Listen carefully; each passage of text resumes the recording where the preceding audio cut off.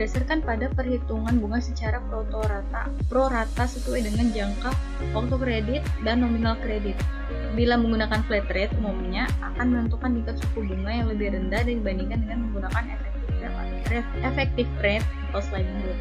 Nah, rumusnya itu gimana? Rumus untuk menentukan angsuran pokok bunganya itu adalah M ditambah buka kurung M dikali I dikali T tutup kurung per N. M itu plafon kredit, I tingkat suku bunga dalam persen, D jangka waktu kredit, dan N jumlah bulan angsuran selama masa kredit.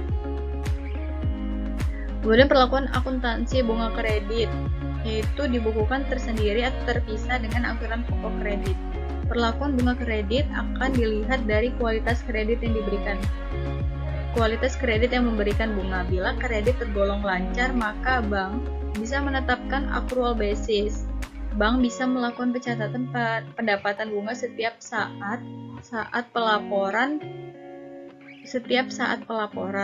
Juga bank bisa melakukan pencatatan pendapatan bunga setiap saat pelaporan. Dengan demikian, bunga yang belum jatuh tempo bisa saja dicatat sebagai piutang bunga ketika pelaporan keuangan dilakukan. Namun, bagi kredit bermasalah, misalnya dalam pengawasan khusus, kurang lancar, diragukan atau macet, maka bank akan memperlakukan pendapatan bunga berdasarkan cash base. Kemudian ada yang namanya kredit sindikasi. Nah, kredit sindikasi itu atau sering disebut juga dengan pembiayaan bersama merupakan suatu kerjasama yang pembiayaan ini melibatkan beberapa bank yang punya komitmen bersama untuk membiayai suatu proyek. Nah, hubungan kerjasama yang horizontal ini ditujukan melalui penyertaan pembiayaan modal setiap bank pada proses tersebut. Contoh pembiayaan sindikasi ini yaitu konsorsium, CEO financing, dan kredit sindikasi. Konsorsium adalah kerjasama pembiayaan di antara bank-bank pemerintah dalam pemberian kredit investasi dan eksploitasi yang diatur oleh sebuah bank induk dan terdiri dari beberapa bank pemerintah sebagai anggota. Sedangkan co-financing adalah antara lembaga keuangan dengan bank-bank komersial. Kredit sindikasi adalah kerjasama pembiayaan yang secara teoritis tidak dibatasi baik dalam jumlah kredit, sektor pembiayaan maupun lembaga keuangan yang terlibat. Nah, jadi ciri-ciri itu seperti apa? Yang pertama, melibatkan lebih dari satu lembaga keuangan atau bank. Yang kedua, mempunyai syarat-syarat dan ketentuan yang sama bagi masing-masing peserta. Ketiga, hanya ada satu dokumentasi kredit yang menjadi pegangan bagi setiap bank peserta. Yang keempat, kerjasama ini diadministrasikan oleh satu agen yang sama bagi semua bank peserta. Oke, kemudian ini adalah latihan soal. Jadi latihan soal itu aplikasi kredit Anwar disetujui Bank Senturi Semarang pada tanggal 5 Juni 2006 dengan plafon kredit 600 juta, suku bunga 18%, jangka waktu 1 tahun. Jadi dalam transaksi ini Bank Senturi Semarang membebani biaya provisi dan komisi 1%, administrasi 1 juta, dan notaris 10 juta. Biaya materi 120.000, biaya asuransi kredit 5 juta, berhitungan bunga dengan sliding rate. Dan pada tanggal 20 Juni 2006, Anwar datang ke bank untuk menarik dananya dan dikreditkan ke rekening giro sebesar 300 juta, ditransfer ke Bank Senturi cabang Yogyakarta sebesar 150 juta dan sisanya tarik tunai. Kemudian pada tanggal 20 November 2006, Anwar itu tidak dapat membayar angsuran kredit, jadi kredit tersebut termasuk kategori kurang lancar. Jadi pencatatan tunggakan dengan cash basis pada tanggal 20 Januari 2007, Anwar melunasi tunggakan membayar angsurannya. Jadi denda keterlambatannya itu diberikan sebesar Rp800.000. Pertanyaannya, buat perhitungan angsuran kredit selama 12 bulan beserta dengan pencatatan diperlukan sampai dengan bulan ketiga. Berikut sumber yang saya cari untuk pengisian PPT ini. Saya ucapkan terima kasih. Nah, jadi pencatatannya itu seperti apa gitu di bank.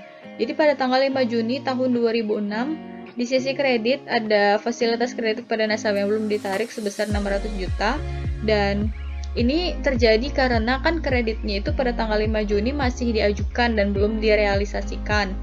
Maka pada tanggal 20 Juni 2006 ini kan kredit sudah direalisasikan ya, sudah cair. Jadi di sisi debit ada fasilitas kredit kepada nasabah yang belum ditarik sebesar 600 juta.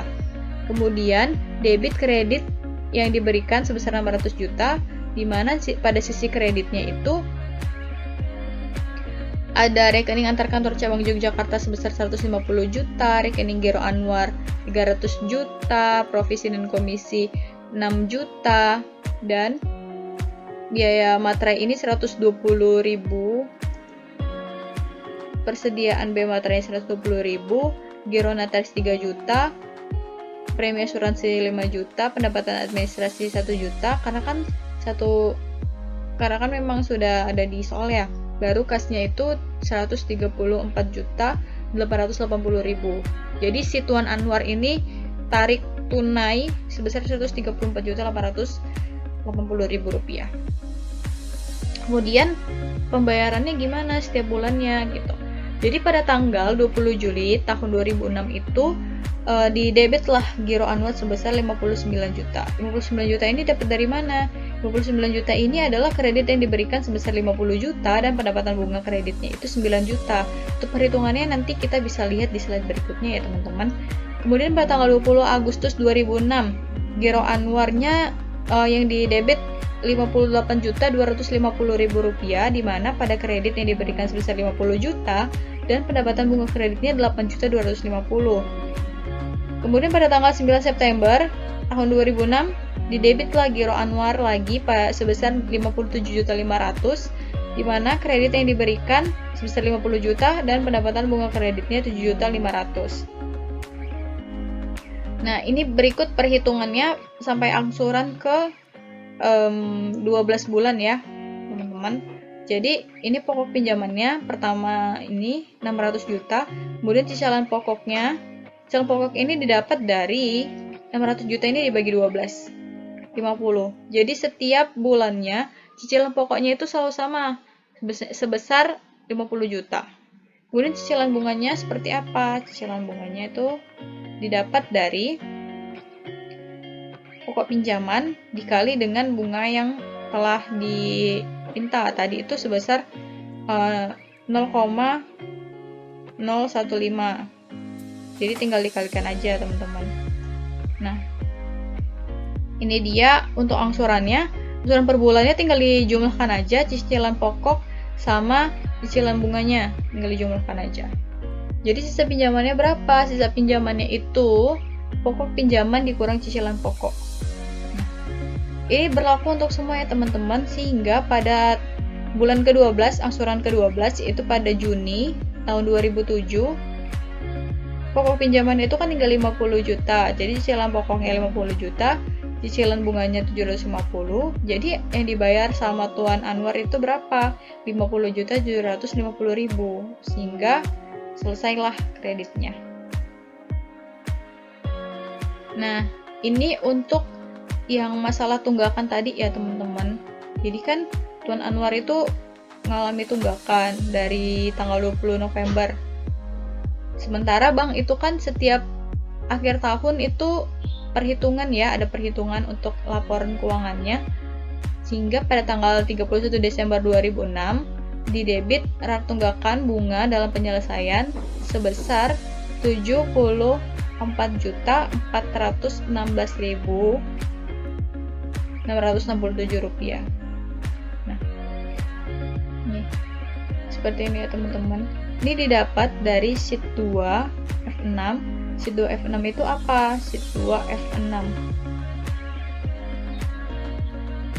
Ini pada November kan angsuran per bulannya ke 56 juta. Kemudian dijumlahin dengan sheet 2 F7 yang dibagi 3. Tunggakan dia pada bulan 7 dibagi 3. Soalnya kan pembayarannya itu kan berarti sampai ke bulan dari tanggal 20 sampai ke 30. Kan berarti 10. Jadi 10 dibagi 30 kan 1/3. Jadi seperti ini rumusnya. Dan pada tanggal 20 Januari kan dilunasi tuh sama Tuan Anwar. Jadi pencatatannya di kredit, sisi kredit tunggakan bunga dalam penyelesaian sebesar 74.416.667 rupiah. Kemudian sisi debitnya kas seperti ini 166.550, di mana kredit yang diberikan itu sebesar 150